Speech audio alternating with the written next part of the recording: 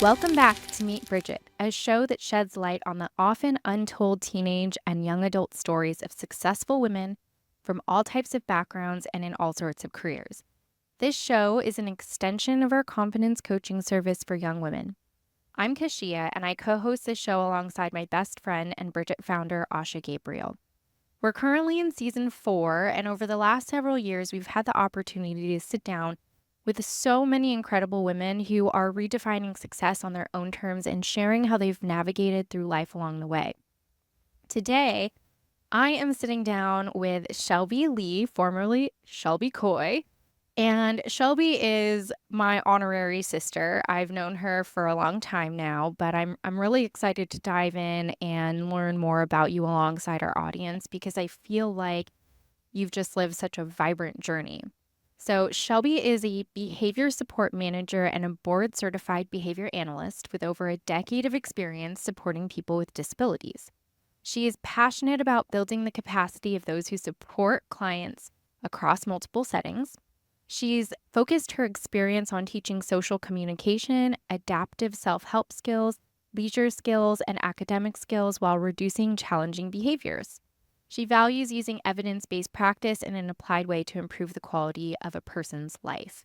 So this is really cool because we have not had a board-certified behavior analyst on the show before. And I'm really, we'll get into it a little bit later on in the show, but I'm excited for you to share more about what you do with our audience and what that looks like on a day-to-day basis because even as I was reading and writing this bio, there's so much more to extract from this. You're incredible in what you do, and I cannot wait to dive into how you got there. So welcome, Shelby. Thanks, Kate. So excited to be with family today. Yes. So I gave you a little prep spiel, but we're gonna dive right in, Shell. I've known you probably since I guess since adolescence, but I've known you much better as an adult. So I want to talk about your life before we met, like your life as a kid, where you grew up. Tell us a little bit about your family. Yeah. So, before I met you, Keish, I grew up in Acton, which is where Keish and I both lived at one point. But yeah, so I was born on a Wednesday, the 12th of June, 1991, at Panorama City. I think it's Kaiser Permanente Hospital. So Los Angeles native, actually. Yeah. I was born in Los Angeles. I'm actually a third child, but at that time, my oldest brother wasn't living with us. So it was just my sister, my older sister, and I, Stephanie. And my mom, she was working full time. She's a certified public accountant. My dad was a heavy machine operator. So both of them being full time, they raised me for the first 8 weeks and then dropped me into childcare as an infant. So, so from an really early age, I think is where I had to learn how to be independent. So I was trying to think about like, where did independence from me come from? I think it actually started there, being in the daycare at such a... Steph is about 2 years older than you, right? Was she in the same daycare as you, or were you totally like on your own in this? Yeah, so I think by then she was in the same daycare as me. She had a different upbringing in that she was raised... So I think mom needed to put her also in care by 8 to 10 weeks, but she was in care with like another woman who just had her son and Stephanie. Whereas by the time I was second child coming in, mom was like, yeah, she'll be fine. Let's put her in this child care center. I was like a little crib baby for a while. Aww. Yeah. Aww. I think now that I have a child, like the first, well, and I guess too, because I have younger siblings and I remember them being babies, I guess the first child is not more precious, but like more fragile in your mind, because you don't know what you're doing. So by the time the second baby comes along, I could see your mom being like, yeah, it's okay. But it does something to second children. Like Asha's a middle child, and she's also very curious and independent in ways that I can't, say that I am as an oldest child. So, Yeah. and then Taylor came along. Yeah. And then Taylor came along. So we're each 2 years apart, except for my oldest brother. And there's nothing wrong with that. My parents were doing the best that they could with the cards that they were dealt. My mom didn't have family down in Southern California.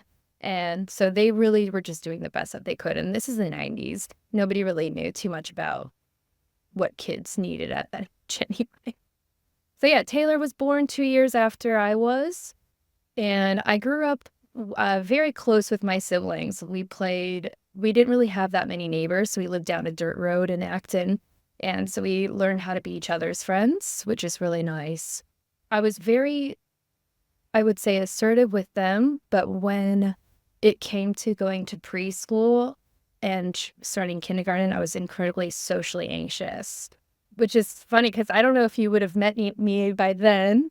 You probably didn't, Yeah. not until I was probably back when I was an adolescent. But yeah, I was very socially anxious, did not talk to people outside of my family. I didn't even talk sometimes to like my uncles and aunts when we were at social family things.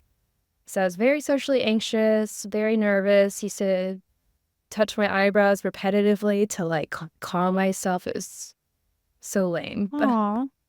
Do you know? Well, no. I mean, I think that childhood anxiety is sort of like underdiagnosed. I certainly had like things that I would do as a kid too to like self-soothe. And every kid does slightly different things. Like my son has his blanket and he'll like, I swear it's like an OCD thing, but he'll like hold in and he'll like straighten his blanket out like several times before he can like relax and fall asleep. So, and I don't necessarily think that's a bad thing, but I don't think, like you said, especially not 30 years ago, I don't really think too many people were thinking much about childhood anxiety. I feel like those books and studies have come out really more in the last like decade or so. You would know more as the expert. big time, big time. There's so many kids that have anxiety, and so many girls that have social anxiety too. But what's ironic is that at home, though, I would be putting on these performances. I wasn't too shy. It's not like I wasn't talking to my family, but I remember I would make up dances to like Diana Ross and Britney Spears and use Aw. my chair as like my platform, like use a dining As your table stage. as my stage and force my parents to and my family to watch. I think the only person that was actually caring was probably my dad. He was like, "Yes, a musician in the Dan is the family." best cheerleader. Yeah, he really is. He totally is. So yeah, Aw. and I think Well, maybe home was your safe place. yeah. Would you say you're like naturally introverted, Oh yeah. or this was just a time in your life that you were figuring out how to be? I'm naturally introverted, but I think that now that I look throughout my whole life, because, later on, I played sports and I was trying to be the captain of the team and I did drama in high school and I like to do public speaking now. So now when I look back, I think I'm introverted, but I think that at the same time, I like to, I don't know, be somebody else. Maybe that's what it is. Being somebody else and kind of acting like being somebody that I want to be, if that makes sense. Yeah. I But think that makes sense. I would almost challenge it to say I think that you are very internal when it comes to thinking about things and thinking about your environment, but you have this desire to share the things that you learn once they're fully formulated in your head. yeah, I definitely don't feel confident sharing things until I fully formulate them. And that's what my husband gave me. When I was asking him this morning, to prepare for this podcast, like, what do you think? Who am I? And that's Like a kind Zoolander moment. of, yeah, and that's kind of exactly what you just said is along the lines of what he said too. If it wasn't for that shyness, I think that I wouldn't be working in disability now, because what happened in kindergarten is perhaps my teachers thought that either I was shy or anxious or what. They started pairing me up with our kids in the class who were special needs. So it was a mainstream school. It was a mainstream class, but and we had an inclusive class with a couple of kids with autism and a child with Down syndrome, and I was always paired up with sitting with them in the classroom. And I asked my mom, because my dad used to make comments like, we thought you were autistic. And I asked my mom, like, did you really think I was autistic? Is that, what was going on back then in kindergarten? And she was like, no, no, no. The teacher thought that you were a good helper. Like you wanted to always help people with a disability. And I was like, that's cool. So this is something that I've always done. Interesting. So maybe your teachers had the wherewithal enough to notice, that you functioned well around somebody that you could be helpful to. I think so. But it's interesting that Yeah. your parents had a totally different, experience of that and perception of that. I don't know why they can't elaborate further on the form. I really need to know. I think that what happened too is that maybe around the kids with special needs, I didn't feel as judged either. So I felt safer to open up. Did you ever get bullied or did you just feel out of place? I didn't get bullied as much as Stephanie and Taylor did, but at the same time, Keish, I don't know if it's just that. So this is another thing that was happening is and I probably need to get assessed for this, but I just could not pay attention. I was not paying attention. I was observant of watching people, but I wasn't paying attention to what was being said. So for the most part, and because I was quiet, I think people left me alone. Interesting. And I didn't, but maybe it's also because I didn't draw any attention to myself, too. Kind of like, almost like a wallflower, if that makes sense. Like, Yeah. you know? Interesting because you're such a vibrant person and it'll be really cool once our listeners actually see your the social artwork we put up of you. There's a picture of you with brilliant purple pink hair. So it's normally you look at a wallflower and you're like, oh, yeah, Mhm. your hair really matches the wallpaper. But you are Yeah. definitely you're definitely a firework, Shell. Yeah, I've definitely, there was I'll talk about it soon too, about what changed. There was something that did Yeah. change. Yeah. No, I'd love to hear that. I mean, you were talking about how you started going into sports, which I don't know if your parents encouraged you to do that. I mean, your mom really is. Your parents, first of all, are so different from one another in their personalities. Like your mom is such a go-getter. She's the true Scorpio woman where she just goes after things so single-mindedly and she's a shark, Oh, yeah. in a good way. So I could see her kind of helping guide and suggest things, or your dad is very God, if Amy listens to this, I don't want her to think being ridiculous. Oh, she's No, she no, knows I she love them knows both. we love They're just them. quite Yeah. different. Your Yeah. dad is just, your dad's water and your mom's fire. Yeah. Your Oh, mom's yeah. fire and earth and your dad is water and wind. Oh, yeah. She is on turbo 24/7, that woman. Yeah. Yeah. Yeah. I mean, So did they encourage you to be in sports or were you just I'm going to try this? No, I didn't. So I was always sporty as well. I was always kind of a tomboy at home doing just sporty stuff, playing in the dirt, all that kind of good stuff. I was still a good student. I was still getting honor roll and stuff like that. But I think I was getting good grades because I was hyper anxious about getting in trouble, getting drawing attention to me in class if I didn't know the answer. It was always hard to get good grades for me, but I still aimed to do it. It didn't come naturally. Mhm. And then in the 4th grade, my parents divorced, and it was a very civil situation. We never really experienced them arguing, which was really nice. They always kind of kept that stuff private. And then they sat us down. Oh, interesting. Yeah, they weren't public about their fighting in front of us. I remember Steph and I came home from school one day and they sat us down, or Dad did, and he said, look, we're going to be getting a divorce. Mom and I are splitting up. So Dad moved to an apartment in the same town, and Taylor, my little brother, Stephanie, and I and Mom stayed in the house. Well, Stephanie was a little devil. I almost swore just then. But she got herself into trouble and she got kicked out. And she ended up living with my dad. I think she was around the age of 12, and so I would have been 10.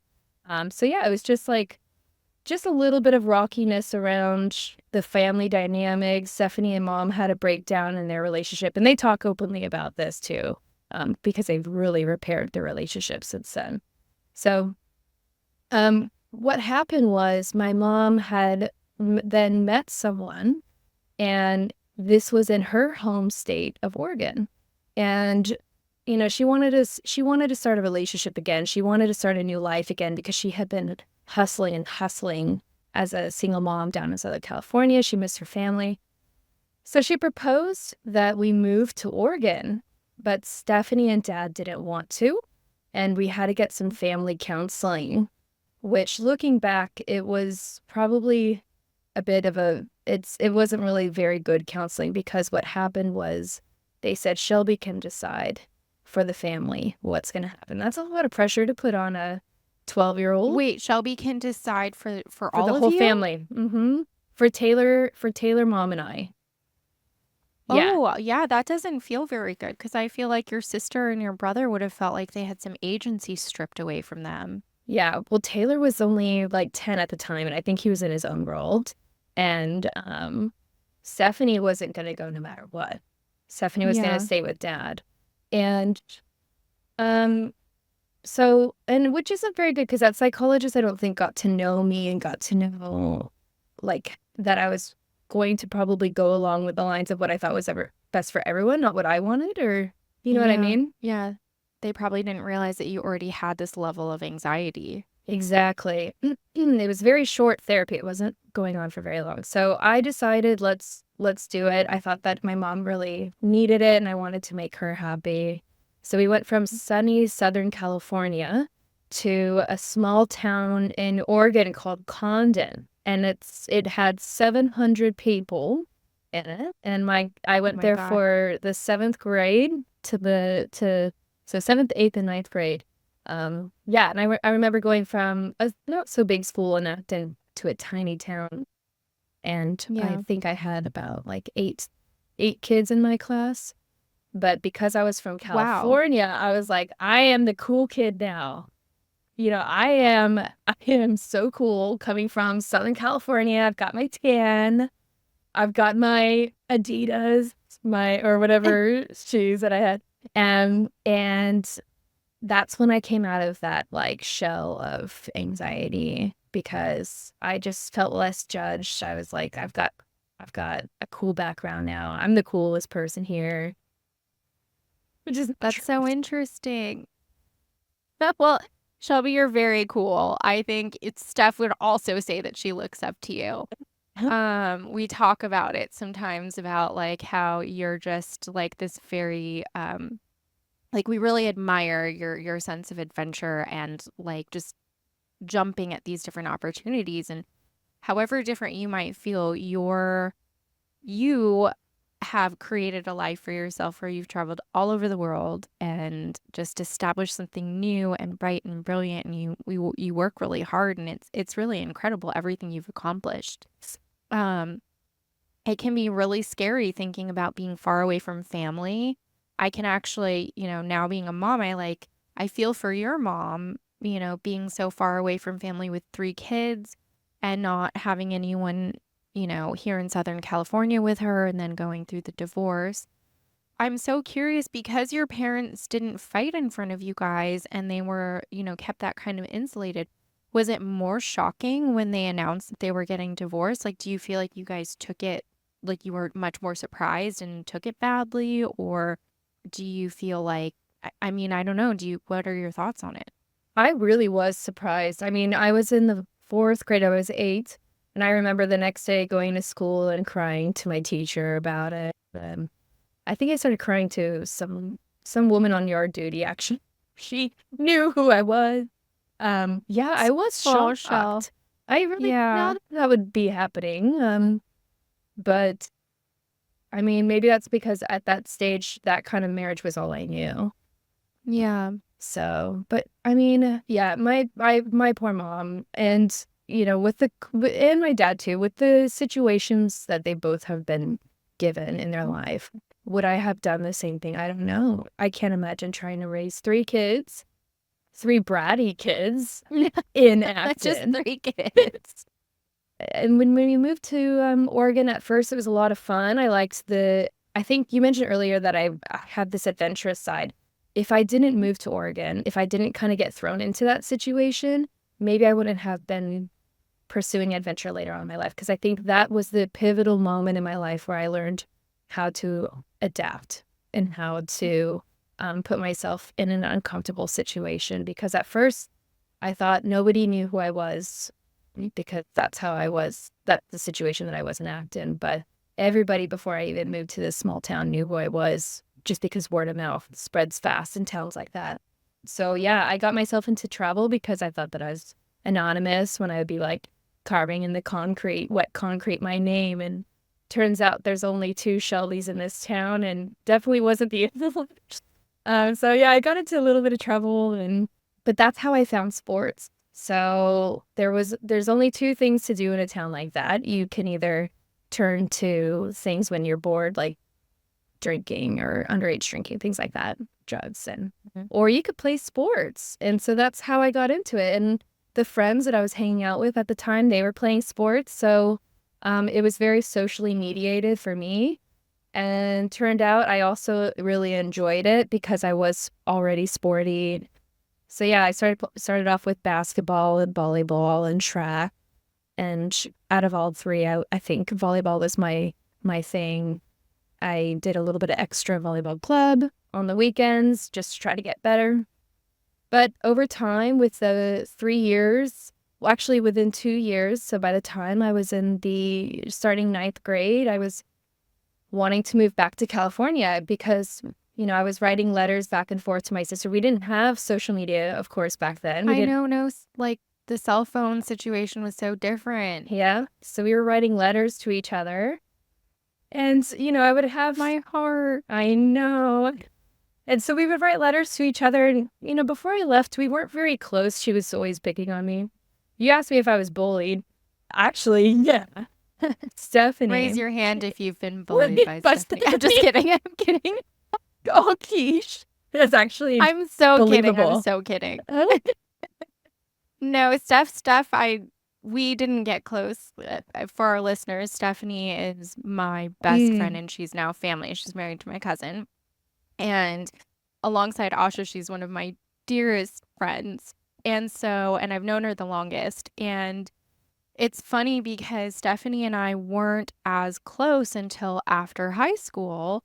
Your personality really changes. And I think, no one could have known what you guys were going through at home or how you were thinking about things individually. And everyone processes things very differently.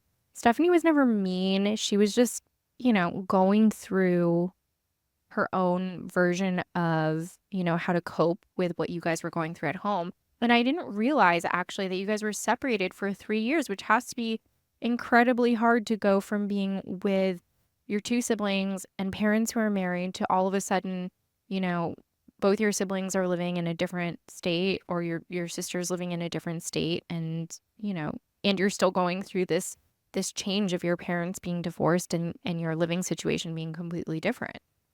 You're so right, Keish. I think that Stephanie was just a product of her environment and the situation that she was in. And it's a good thing that you guys became closer friends after high school because, yeah, now look at you. Yeah, we were friends. We just weren't close. We were always part of the same friend group. Yeah. I, for the record, was not cool enough to hang out with your sister. By my own admission. Neither was I, Keish. Yeah. So yeah, we were like pen pals in a way. So we were writing each other, but we weren't really talking on the phone that much. It was very brief. It was kind of like a weird relationship where it was like, at least from my perspective, it was like, I wanted to say like, I love you and I miss you. But at the same time, you're my older sister. So yuck, want to be gooey. Didn't want to be too gooey with her, but I missed her. And my dad had a big part to play in that because my dad has always been such an advocate for sibling closeness. Yes, because he was so close with his siblings and even through hardship.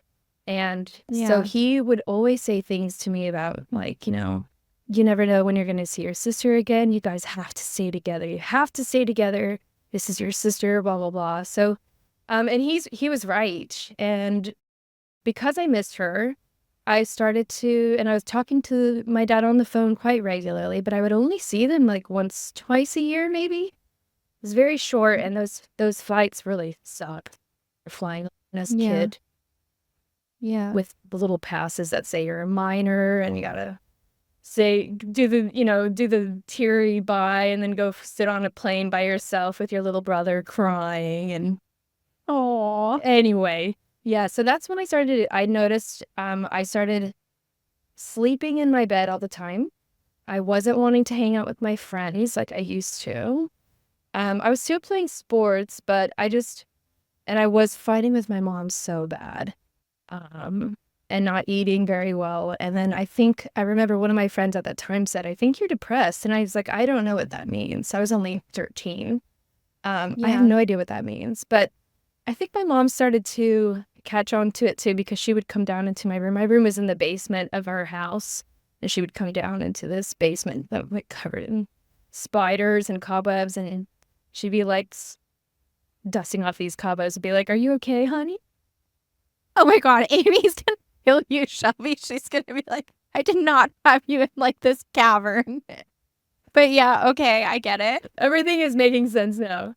This is why I hate spiders. But anyway, so yeah, for the first time, we've been having the conversation for about 12 months on whether I should move back.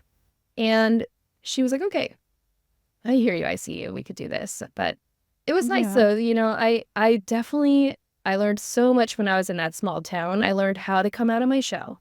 I learned how to get involved in sports. I even learned that this is when decided I wanted to do psychology. I was having a chat on the phone with my Oh, dad, and I was telling him, I like talking to my friends. My friends are telling me that, I'm a really good person for them to talk to, and I'm listening to them, and I'm a good listener, la la la. And that's when he started to introduce what is a psychiatrist, what is a psychologist. So that was when I was about 14 is when I was like, yeah, I want to go for psychology. So look, it was a tough time, but it was necessary for me a to huge grow. period of growth for you. Big time growth. Yeah. So, and I started working up there too. That's when I got my first job too. I worked in a hotel. I worked as the front desk hotel person, and I was a hostess at the hotel's restaurant too. I was only 13, so I was, carrying trays of water. I remember dropping a tray full of water on people's tables, and they forgave me because clearly I was like a little teen bopper, but it was a good time. It was necessary. It was so necessary, Keish. And I do talk to my parents about this. Like, yes, it was a tough time, but I'm really glad that it happened. Yeah. It sounds like your parents really did the best that they could and that you and your siblings were doing the best that you could, to adapt. I mean, that's all we ever can do. And I really admire that your mom was able to listen to you and that your dad encouraged you. First of all, it's so sweet because your dad, what you're saying really does resonate. The one big fight your sister and I ever got, and your dad actually tricked us into making up. Like I'm he not surprised. he he staged a coup and was like, "You need to come pick up your cousin. They're fighting." And I walk in and he's like, "So I need you to sit down. This is an intervention. You and Yeah. Stephanie need to stop fighting. You're like sisters." And I was like, "Oh my God, what is happening?" Yes, So he hates when people have conflict yeah. who don't need to, like, yeah, that's so No, funny. it's amazing. I'm so happy and not surprised in the least that your parents are able to preserve these values. Obviously divorce is not for the faint of heart, and I'm sure that, they made the best decisions for themselves and for you guys. And it sounds like they were really thoughtful about it. I've never heard any scenario, I don't think, where anyone's gotten divorced but has managed to keep the fighting and the conflict to a minimum in front of their kids. Yeah. So I think that's very admirable. And as hard as it was, I think you guys really do such a great job of, like, your parents, they get along. Like, you guys have gotten married and like everyone's been in the same room, and it's really like the best that I could imagine that situation being. And then for them to try and always keep you guys close and to encourage you to, move back home when you were feeling depressed. Yeah, my dad his strength is facilitating relationships with family and close loved ones. Like he is just, yeah, he's so good at that. And Yeah. I am proud of them for not publicly showing that conflict to their kids as well. Yeah, that's pretty incredible. Yeah. So how was life moving back to California after this like huge period of growth and like now you knew what you wanted to do and you had direction? Did things just kind of truck along from there? Yeah, so the shyness, I would say, was pretty much almost gone. It was still there, but now it was kind of age appropriate or, typical.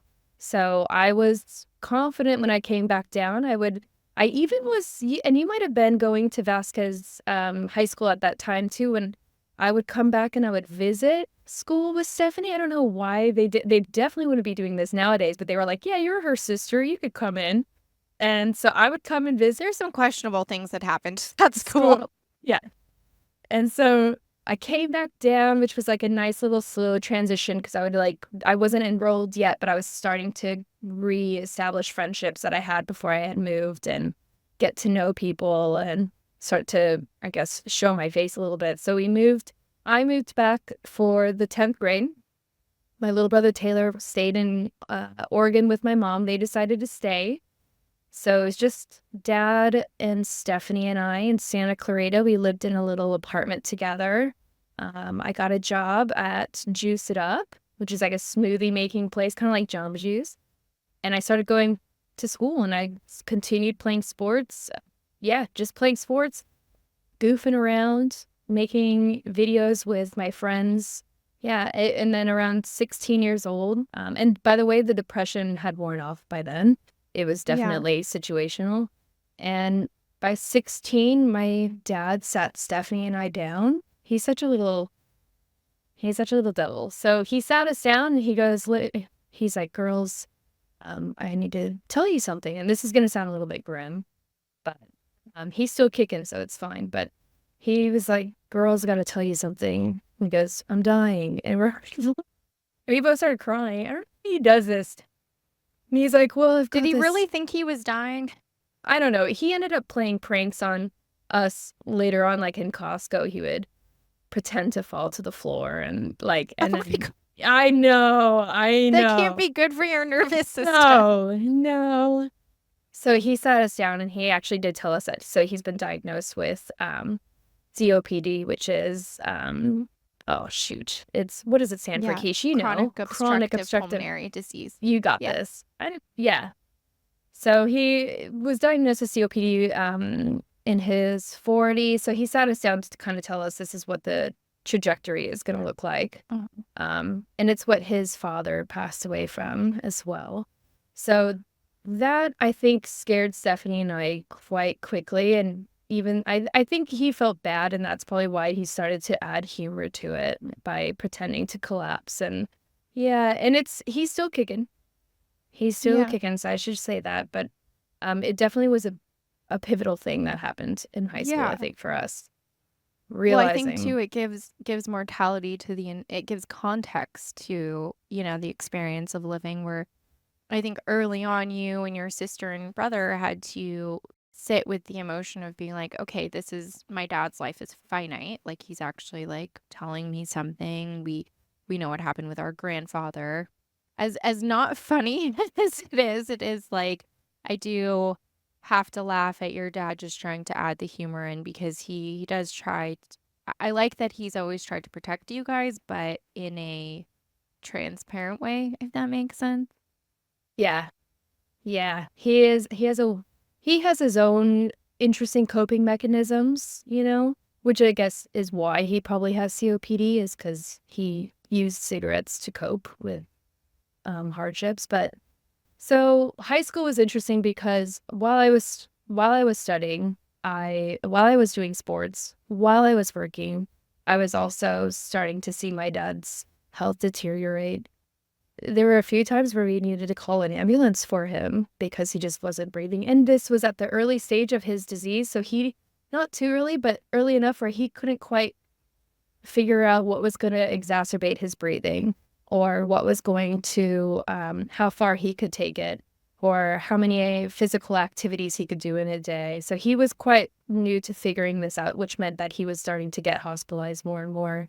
That was hard for Steph and I think, because seeing the fire department pull up and he's Yeah. unable to, he used to be able to do all these things. He used to be able to, do all these physical things around the house or talk and communicate, but he's unable to. So it was really hard for us. And I was trying to balance that with school, with work. I started taking community college classes as well to kind of prep for college and figure out what I want to do, and which is nice because I had some friends that were doing that. So I just kind of like started doing what my friends were doing, just like how I did with sports, because I didn't really know I didn't really know what I wanted to do. I finished high school.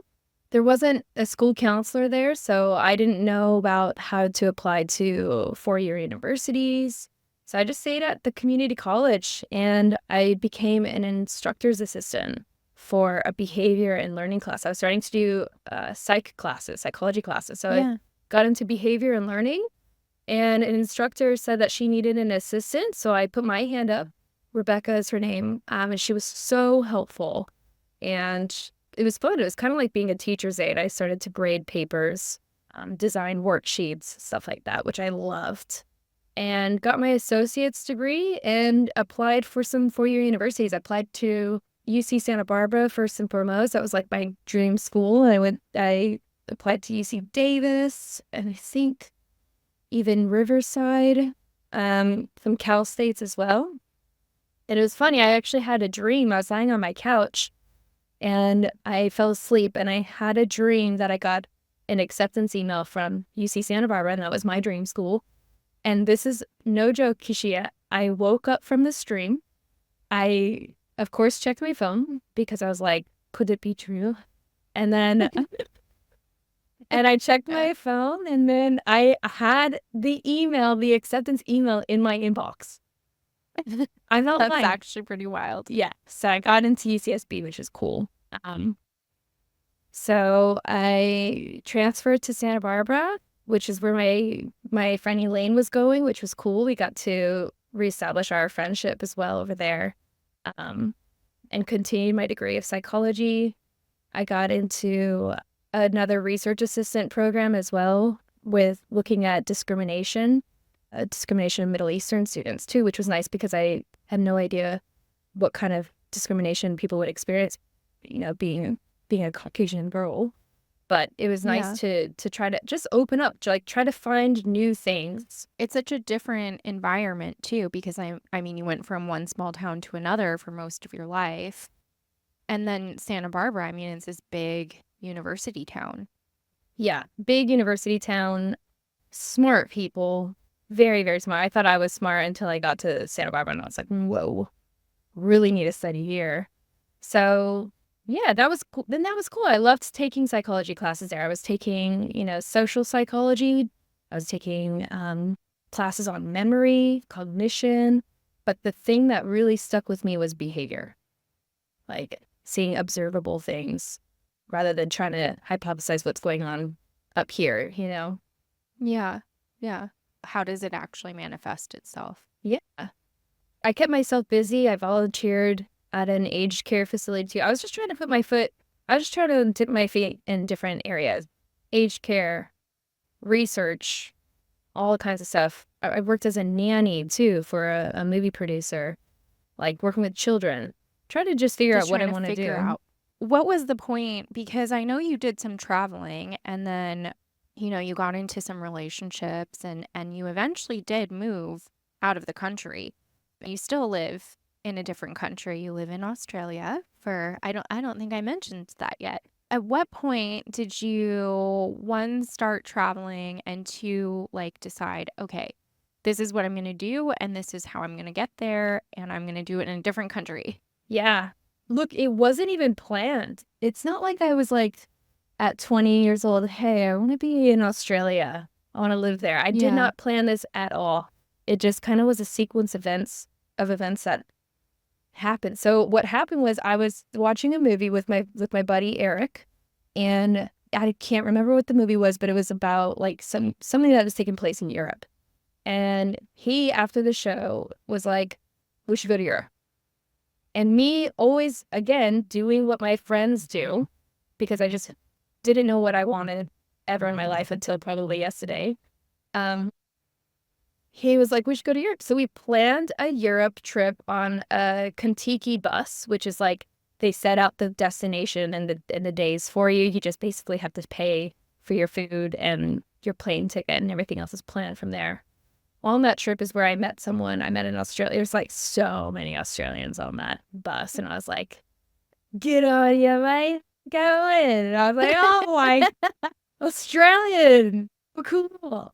So I met someone on that bus, and I liked. It was a man that it sounds really weird. It was a man, but I started dating this person after we met, and it was like we had a long distance relationship. And when I was at UC Santa Barbara, he was living in London, and this is so funny for anyone listening too. I went to go move to London for a summer, and Quiche actually organized a going away party for me. Do you remember? I did.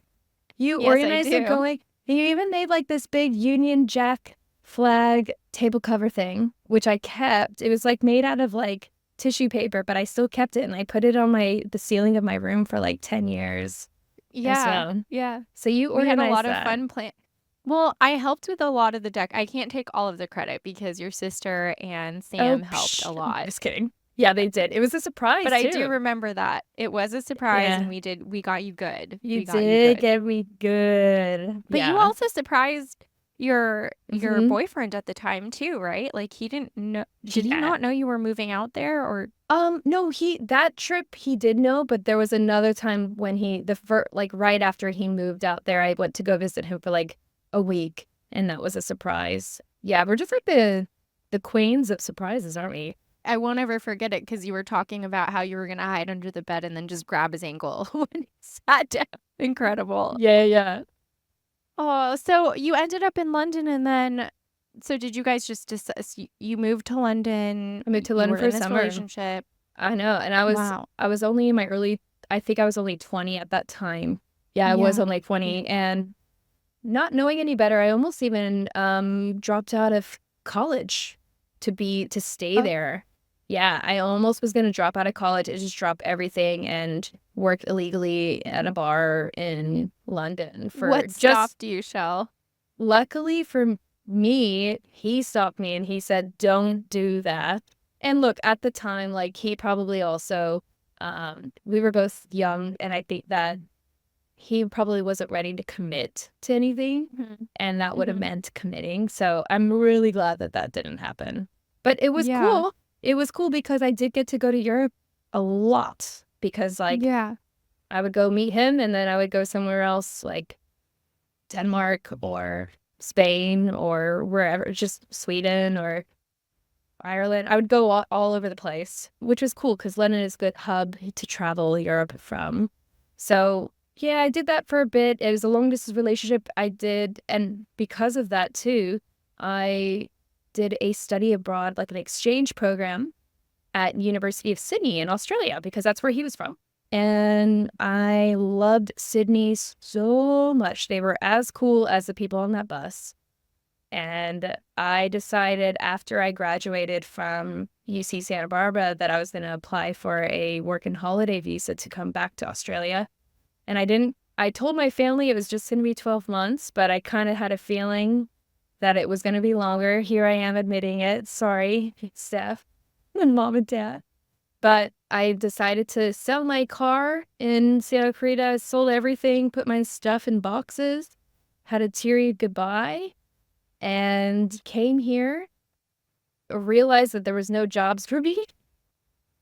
So for a while, I was doing temporary work. I worked in a construction company, just doing admin. I worked as a support worker, which is like a direct care staff for people with disabilities or children in foster care. So I did that for a bit, which was hard because you're going over to a house. For example, I was fresh out of college, no real practical experience. I would go to a house and they'd be like, right, you're going to stay the night here. you're going to do a sleepover shift. And I'd be like, how do I do that? And they're like, Oh my God. well, read the manual. It's 7 p.m., so I got to go. And I'd be like stuck in a house with like 14-year-old boys who are saying, sexually explicit things to me. I'm sitting in a staff room, locking myself in, being like, what do I do? How do I do this? I had another shift where I went to stay the night and another girl was self-harming and I had to call an ambulance and I had no idea how to handle these situations and how to handle these Wow. crises. Yeah, but that's just the only work that I could find until finally I worked, and then I also worked at a place called Cerebral Palsy. So I knew that I started liking working in disability, and I did a little bit of foster care, but I think that just kind of felt a little bit, I just kind of like lost faith in the system to feel like I was going to be able to do something meaningful. So I decided, let's go down the route of disability. So I worked at the Cerebral Palsy Alliance, which was nice because my grandmother had cerebral palsy as well. So I worked there for a bit. And then I finally got into something called applied behavior analysis and worked in early intervention with children who may have a diagnosis of something like autism, ADHD, maybe developmental delay, that kind of thing, and was delivering therapy to these kids and their families for about 5 years. That's when I decided, hey, in order to move up, I need to do more education. So I went and got a master's. I did my master's working full time and also studying full time. Developed like an eye twitch for like 3 years that only just went away like yesterday as well from working full time and master's full time.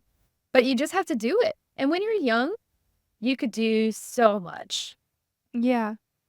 You do so much. So I did my master's over time. I think it took me 3 years, but I had to take a little bit of time off, like for Stephanie's wedding and stuff like that. And did a master's in professional behavior analysis, which is what I needed to become that board certified behavior analyst. You need to have that. So did that. And then I went on I was going on Bumble dates and I met my now husband. So we're a Bumble success story. That's so great. Yeah, I wasn't expecting that. I Did was you just ever dating send a around. testimonial in? I should have for our wedding. You Maybe they could have should. they could have sponsored my bouquet. Put a bunch of I bees know. in there. And put a beehive somewhere in my flower crown. Oh man. I mean, what a journey though, Shelb. I have to say that it's really interesting hearing your entire, life up till this point, and there's so much more to go and so much more to see and to do. And I'm excited for that too. But to really hear it from day one and the trajectory of, starting out in a small town to small town to small town and, getting through the hurdles of your parents' divorce and living in different places from your siblings and not really knowing exactly where you were going to end up and land, but just kind of going toward the things that made you happy. I think that's really admirable. And I think that that's the thing that Steph and I have always admired about you, that I've always admired, is that you have taken things in stride and you've adapted. And I think, especially over time, you can see how you learn to become more and more self-serving. Like you did talk about kind of just going along with what your family wanted or what your friends wanted. But I think at a certain point, what shifted for you is that you started like really settling into the things that you enjoyed and like thinking about where do I want to go to school? And, I guess I'll go travel, but like now I'm meeting this guy and I think I want to live in London for a little while. And it's that sense of adventure that I think has gotten you really far. And, I think you're so right. You can accomplish so much, not just when you're young, but if you want to. Yeah. If you want to. And so that's why it's so good to know what feels good. Even if you don't know Yeah, what you yeah. want, what feels good, what feels right. I wish that someone was able to do some values exploration with me when I was younger, because now I'm doing it as an adult. What's meaningful to me? What's important to me? What do I value? Because if you don't know what you want, that's fine. It's okay. it's okay to kind of go along with what other people are doing until you figure it out. And then once you know, you know. Once you know what feels right or what you're good at, go with it. Yeah. Take a little step in that direction. And, it takes time. It takes time. I'm 33 next week, and I feel like it took me so long to even just be in the situation where I am now, but I'm not even there yet. I still want to do so many more things. I still want to get into advocacy and get into more legal stuff for people with disability. It's okay to take it slow. I mean, I would argue 33 is so young.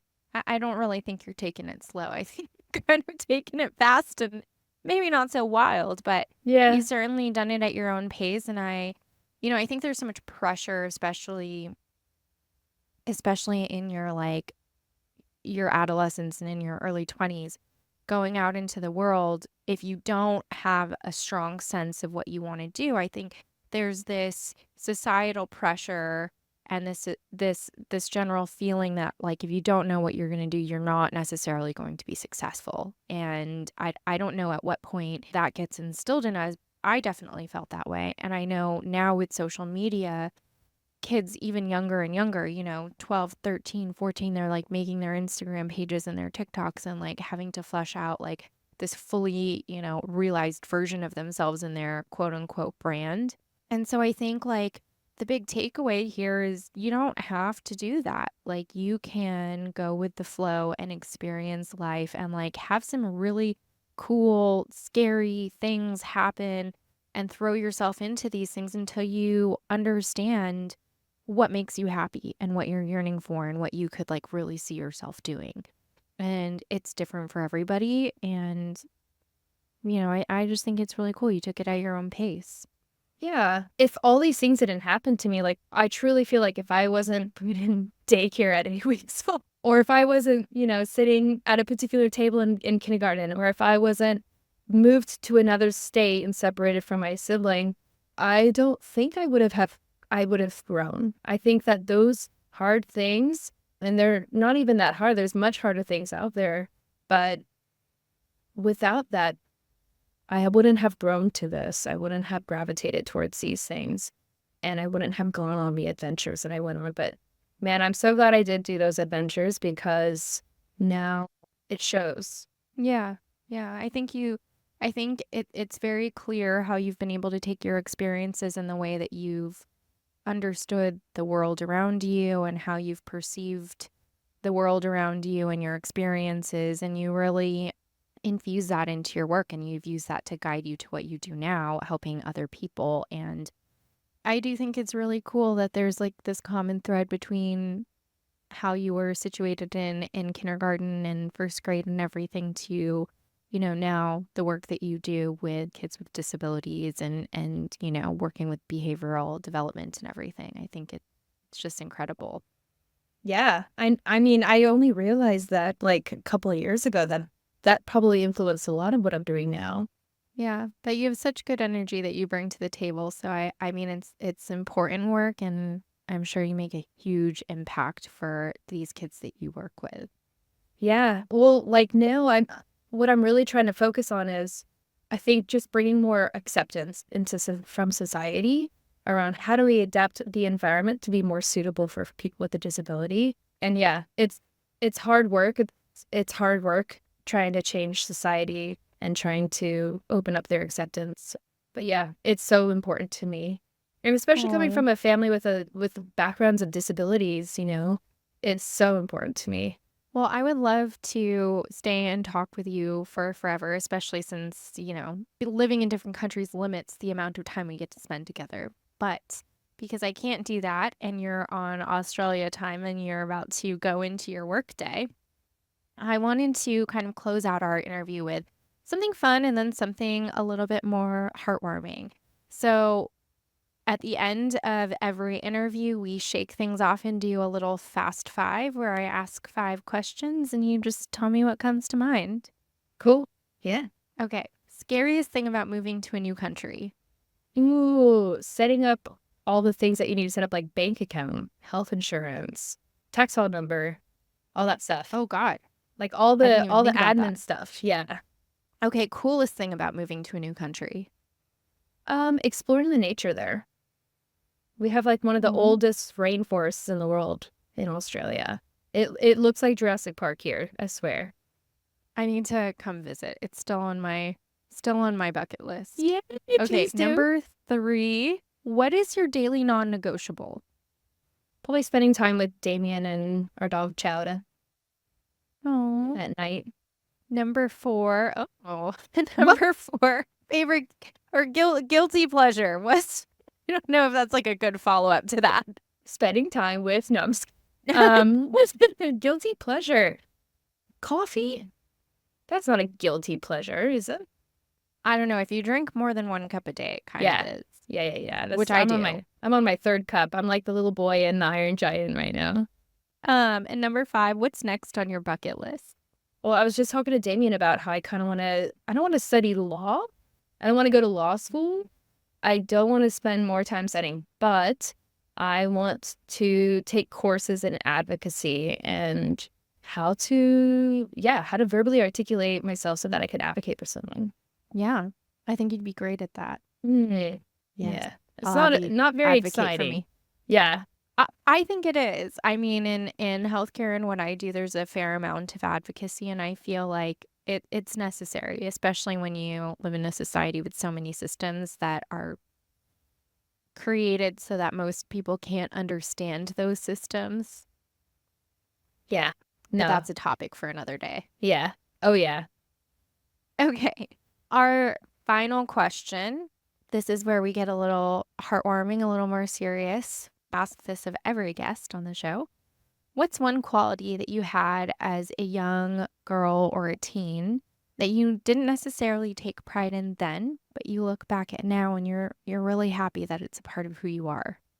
I think my shyness, because my shyness, being shy or being like a bit anxious, kind of helped me get in the moment a little bit so I could watch people. It made me observant. And when I'm observant of people, I'm also listening and I'm thinking about what do they need or what are they trying to communicate. So yeah, that shyness kind of helped me stop from reacting really quickly to like saying something or doing something, but really just to take a step back and just watch people, because now that's why I think I'm an analyst in behaviors, because I'm just constantly watching for things and watching for little cues or signals. What does that guy need over there?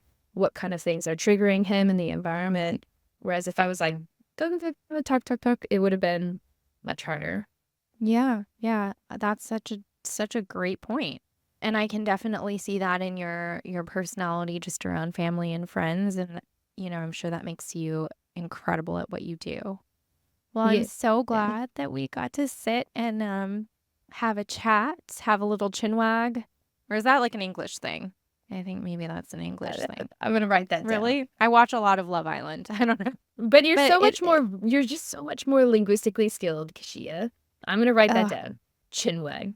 I'll credit my love for weird vocabulary to my grandma. But Aww. well, I love you so much, Shell. Thank you for sitting and sharing your journey and how you've been able to find success and how you've accrued all of this knowledge and wisdom that makes you so great at what you do. And it hasn't been an easy or smooth road. It's been a road fraught with adaptation and observing and just being a product of your own environment. But I think that you're incredible, and I'm so excited for our guests to listen in and gain some of your valuable insight.